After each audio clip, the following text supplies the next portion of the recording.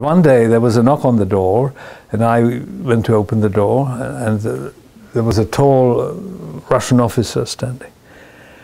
And he had a brown bag under his arm, which will appear later in the story. And, you know, he had one eye was a glass eye. I've never seen somebody with a glass eye. So I walked around him and tried to see him, the eye turning after him, but it was all frozen over, you know, directed in front of him.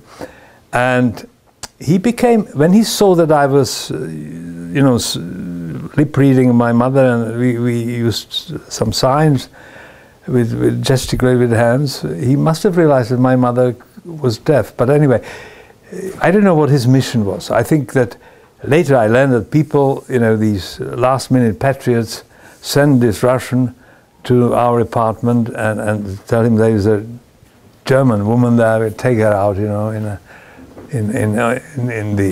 a prison, or in these camps which were built up around Prague for German civilians.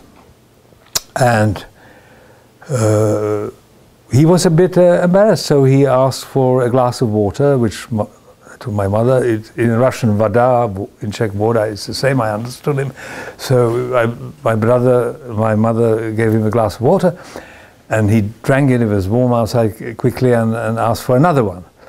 And then she brought a bottle of a sweetener, you know, which was a kind of a syrup, which we used during the war, because there was no sugar, so a fruit sweetener. And that broke the ice, you see. He started to play with us, with me and my brother, and after a while he simply gave us this little brown bag he brought, you know, and that was full of cherries. So that is my first lasting impression of the Russian barbarian. He in fact was very humane.